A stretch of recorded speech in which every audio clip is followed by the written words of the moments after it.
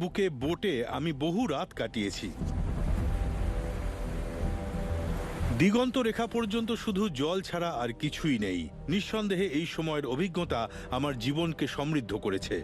বায়োলিউমিনেন্স নামের সমুদ্রের জলে এক অদ্ভুত আলো দেখতে পাওয়া যায়। রাতের অন্ধকারে জলের ওপর যেন কিছু উজ্জ্বল আলো ভাসছে। এরকম অদ্ভুত দৃশ্য হয়তো অনেকেই দেখে থাকে, কিন্তু এই ঘটনার সূত্র ধরে যে ঘটনা জানতে পারা গেল তা সত্যিই খুবই বেদনাদায়ক বলতেই হচ্ছে। ঘটনাটি ইউক্রেনিয়ান সিটি সেভাস্টোপোলের।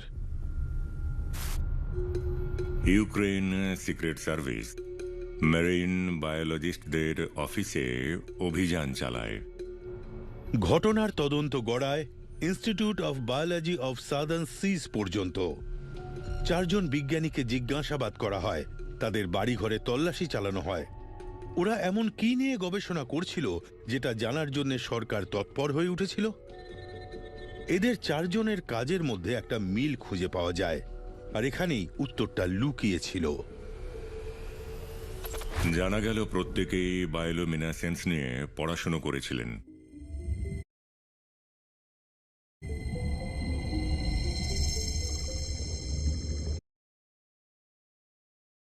বায়োলিউমিনেসেন্স হলো এক ধরনের আলো যা কিছু জলজ জীবদের দেহ থেকে তৈরি হয়, ওদের খাবার খুঁজতে, শিকারীদের হাত থেকে রক্ষা পেতে আর অন্ধকারে চলাচলের জন্যে।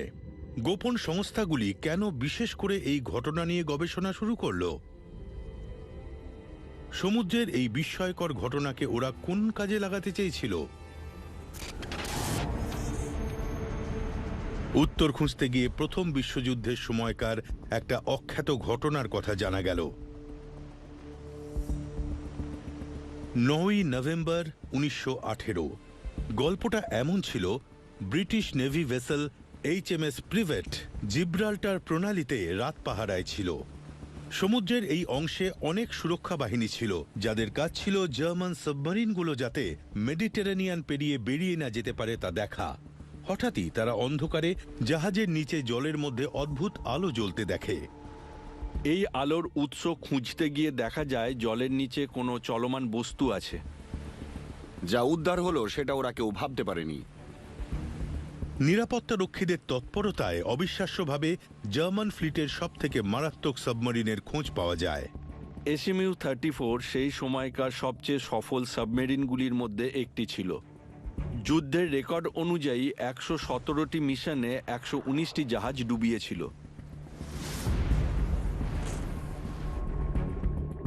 অনেক বছর ধরে SMU-34 এর খোঁজ চলছিল, আর এতদিন পর সেটা এইভাবে পাওয়া গেল। ব্রিটিশ নৌবাহিনীর রেকর্ড বলে যে সাবমেরিনটিকে চিহ্নিত করে ডেপথ চার্জ দিয়ে ধরা হয়েছিল। সাবমেরিনটা জলের ভেতর যেখান দিয়ে যাচ্ছিল সেখানে বায়োলুমিনেসিং অণুজীবদের ঝাঁক ভেসে বেড়াচ্ছিল, আর ওদের শরীর থেকে আলো বেরোনোয় সাবমেরিনের রাস্তাটা আলোকিত হয়ে উঠেছিল। বিশেষজ্ঞদের মতে যে অর্গানিজমের জন্য SMU-34 ধরা পড়ে সেগুলো হলো বিশেষ ধরনের বায়োলিউমিনেসেন্ট প্ল্যাঙ্কটন। এরা জলে ঝাঁক বেঁধে থাকে। সমুদ্রের জলে কোটি কোটি ফাইটোপ্ল্যাঙ্কটন ভেসে বেড়ায়, আর কোনো রকম সমস্যা হলেই ওরা জ্বলে ওঠে।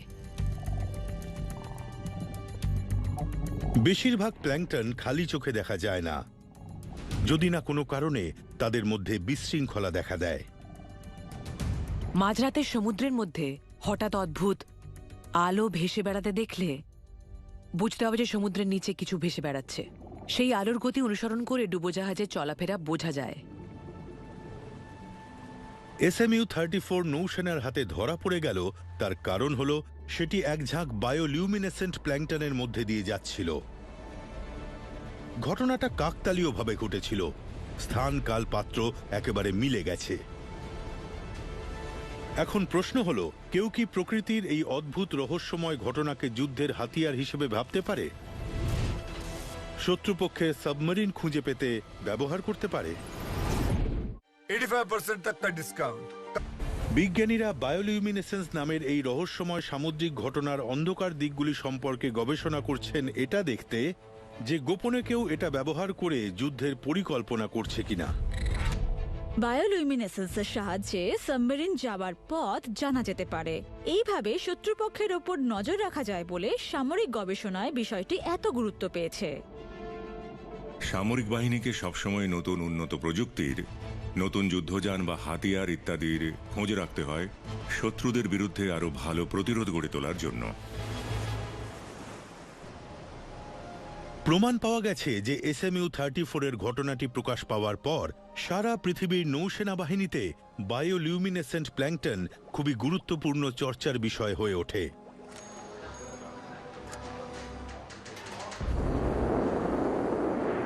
বিশেষত কোল্ড ওয়ারের সময় যখন নিরাপত্তার বিষয়টা সবচেয়ে গুরুত্বপূর্ণ ছিল।